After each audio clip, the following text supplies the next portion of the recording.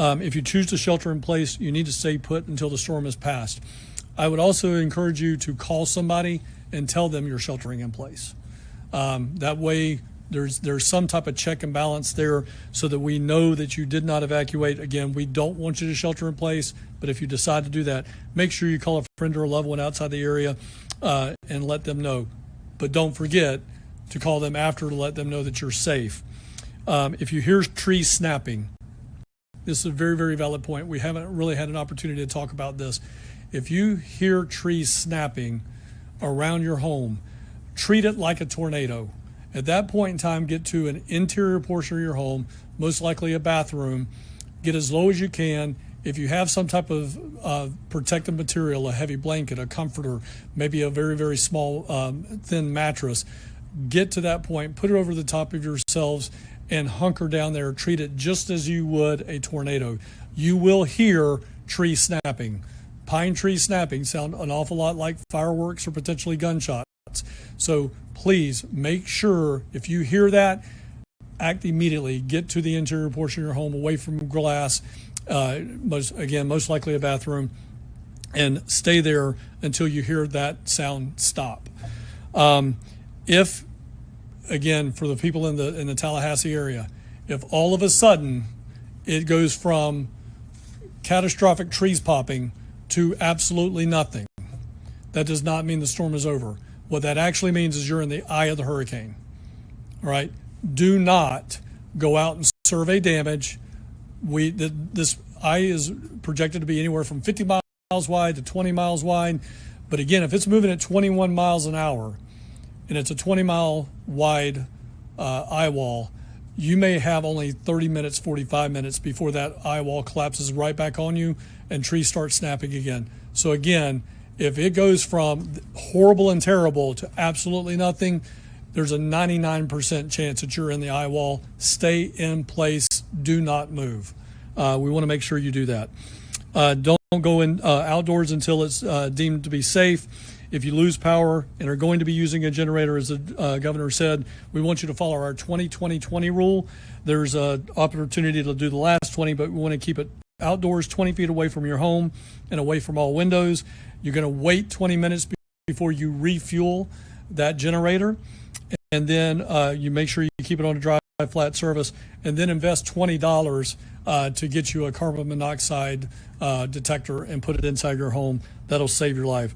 Residents needing resources before and after the hurricane can call our state assistance information line at 1-800-342-3557. Again, that's 1-800-342-3557. We have individuals there for English, Spanish, and Haitian Creole speaking. And then also be sure to follow us on X, Instagram at FLSERT, that's at Florida CERT, and then on Facebook at FDM. And again, Governor, as well as John and Jared, thank you so much for everything you do for the Division of Emergency Management. Appreciate you. Okay, Jared. All right, thank you, Governor, for your leadership. Thank you, Kevin, for your leadership at the division, General Haas. We've been in very close coordination since this storm formed. We've been coordinating very closely with our law enforcement partners, with the Florida Highway Patrol, and also our industry partners at our seaports, airports, and rail. We have taken extensive efforts to prepare for this storm. As you heard from the governor, we have nearly 2,000 team members working the storm, staging, and preparing to respond. We are really looking at the path of the storm now and preparing our operation for cut and toss, for damage assessment, and for bridge inspection. We're going to be very focused on those coastal bridges as this storm passes through. We want to get them inspected and repaired as quickly as possible so people can move around. In the path of the storm, I-10 and US 98 are two major routes that we're going to be looking at. US 98 obviously has some vulnerabilities along the coast, so we're going to be focused on those. There will potentially be a lot of vegetative debris, a lot of trees down. Those trees can be wrapped in power lines. Please do not get out and explore. It can be dangerous. If you see water on the road, please do not drive through it, especially if it's around a culvert or a bridge. It can be very dangerous to drive through water. We have 120 bridge inspectors on standby. They will deploy immediately as soon as it's safe to do so. We're already beginning to see high wind speeds on the west Gulf Coast of Florida. As you heard from the governor, the closure of Skyway is imminent. And just as a reminder, when wind speeds reach 40 miles per hour or greater, local law enforcement and Florida Highway Patrol usually start to close those bridges. So if you still need to evacuate, please get out while you can move around safely. As the storm passes through, fl511.com is the most reliable place to get information on road closures, detours, etc. We will be updating that website live as the storm passes through. And throughout the night, we've had our 10 traffic management centers monitoring traffic live. We've had our road ranger service patrols on 24/7 operations, and we've been monitoring all of our roads during the evacuations and helping facilitate those evacuations, and we're going to continue to do that. Again, as the storm passes through, please remember there will be a lot of trees down, there will be a lot of vegetative debris. Do not drive through water. You heard from the governor. Tallahassee Airport, Tampa Airport, St. Pete are all closed. We hope to see those open up as soon as possible after the storm passes through. We have several seaports right now that have closed waterside along the coast, just preparing for the storm. And again, we'll coordinate closely with them and the Coast Guard to open those back up as soon as the storm passes through. Again, thank you, Governor, for your leadership, and we'll continue to work. Also, as for folks that are in these low-lying areas that could experience major storm surge, electric vehicles, when they have the saltwater intrusion, that has generated fires in the past, and those are very difficult fires to put out. So if you do have one of those, try to get that to higher ground as well, because it does represent a hazard for the safety. And we actually had in Ian, we had homes that were completely fine withstanding a Cat 5 impact, and then got burned down because of the EV that was in the garage and caught fire. So try to avoid that if you can. Again, if you are particularly if you're in northern Florida, I mean, you can leave now if you're in an evacuation zone. You have time to execute this plan, but that time is really running out very quickly. Listen to wherever you are in Florida, listen to your local officials about whether it has come to the point where you just need to hunker down. And that may be the case in some of the southern parts of Florida that are experiencing more impacts now. As the day goes on up here in North Florida, that is going to be something that they're going to say, because it's going to be very hazardous conditions when you're, and it's not going to be safe to be out on the road. So I want to thank everybody for mobilizing up to this point. We've got a lot of assets, as we always do, available, and we will bring those to bear as soon as the storm passes. And first, helping people with life and limb that may be in jeopardy, but then two, restoring the critical services, whether that's transportation or whether that is power. And we have the resources in place to be able to help do that. And with that, I'll take some questions. Yep. This storm being the third hurricane to hit the financially constrained counties, how much of a strain does that put on state resources to help these people that are struggling to pay for one storm, let alone three? We've always stepped up and helped fiscally constrained counties in Florida, and we'll continue to do that. I mean, look, we put aside $500 million a year for disaster response. We started that when I became governor, and we're in a very strong fiscal shape. Now, we believe in utilizing whatever levers available. If I can get money elsewhere, I will do that for the counties, but we're in a good shape to be able to step up and help them. And we'll see. This is not projected to reach a Michael strength, but you never know, right? And but I remember, like Mexico Beach, the debris cost was like $80 million, and their annual budget was like $8 million. Well, that's not going to be something that's going to be feasible. So we know there's going to be need for support for fiscally constrained counties. Kevin and his team have already done a lot to help them on the outset and leading up to the storm, and we'll continue to be a good partner with them on the way back. Yes. What could you tell locals on what should we expect for the aftermath of Tallahassee? I mean, will Tallahassee look like Tallahassee anymore after this? Well, look, I think, on the one hand, if you look at the track that we were talking about last night, that was a track that we have not seen in that magnitude hit Tallahassee in anybody's lifetime. And if that were to happen, that there is just going to be a lot of debris. I mean, it is going to push down a lot of trees, and it will cause significant damage. Now, we always prepare for the worst and hope for the best. And as I said at the outset, you have seen the models nudge it more to the east. And if you're on the west side of the storm, the amount of damage is just less than if you're on the east side of the storm. That's just the way these things work. And if you look at the solutions, a lot of the model runs, there's a lot of them that have it more on the Idalia track. I think the NHC's cone, I think they've been on the western side of where all the models are. And I'm not saying that's wrong, but there is a lot of data out there that does want to nudge it east. So in terms of Tallahassee, every model run that nudges it east, if that's the track it takes, that will mean less damage. There's just no question.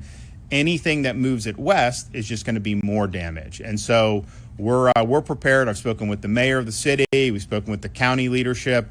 I've spoken with the sheriff. People are ready. They're taking this seriously. They know that they have the potentially going to be called upon to execute a response that has just not been something that they've been called upon to do.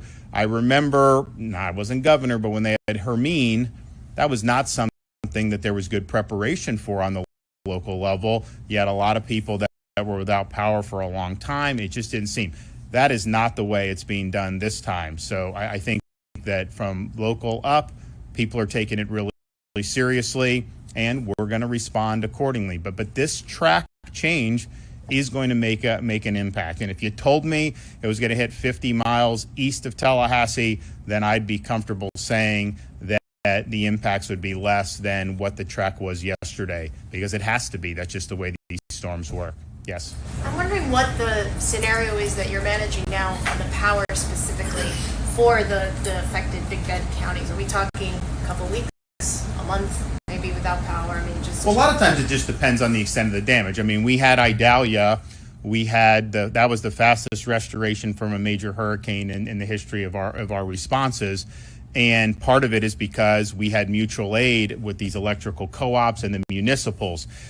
Just the way it is. I mean, the private utilities have more manpower, right? So if you're in an area, Florida Power and Light or Duke, they have some of the smaller outfits just don't have as much. So Kevin and his team, we've worked really hard to provide that mutual aid. Now, if you're talking about Tallahassee, the more debris that's there, that could interrupt the ability to get to the power lines. And so we're going to have Jared, we're going to have FDOT, they're going to be helping. I've spoken with the county and the city about making sure they have debris contracts ready to go, but getting the utility workers to the place where they can hook it back up is going to be something that's important. Now, if it's more of an Idalia track, this is like deja vu all over again, right? I mean, we had Idalia, we had Debbie, very similar tracks. If this does nudge east, you're going to have a storm that, maybe it's more powerful than Idalia, maybe it's a little less. We'll see. Idalia reached Cat 4 before landfall, and then it receded to a Cat 3 when it hit landfall. So you could have something that's very similar. So I think there's a lot. But we're going to have over 30,000 linemen that are going to be staged and ready to go. I would note that there are some relatively minor power outages across the state, largely because of these tornadoes that we've seen. Now, those companies, a lot of that's FPL, and they'll get that back on very quickly.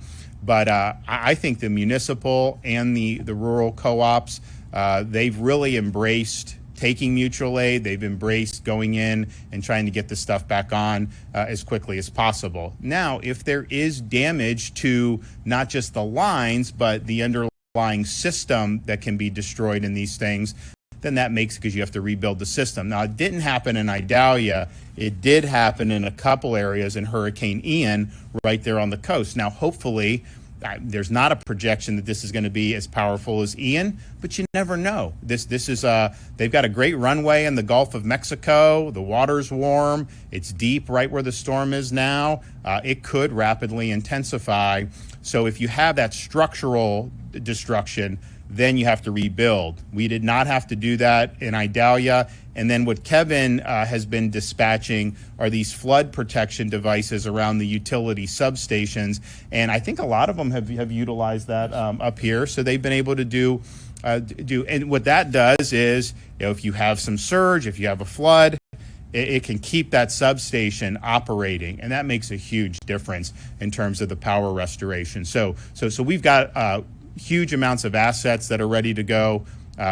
The scope of the storm, the path of the storm, is really going to depend on, in terms of the power, will depend on the path and scope of what ends up happening. Do you know how many substations have that flood control device around it?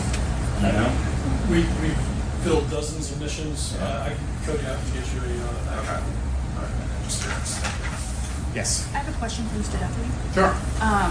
So, with this major hurricane, or it's expected to become a major hurricane, or it was, up to maybe a Category 4, still things up in the air. Why didn't Leon County have an evacuation order? A lot of people are leaving. They're scared. They're nervous. I know Wakulla does. Franklin, the counties around it do. Yeah. So, in reference to the question about Leon County specifically and an evacuation order,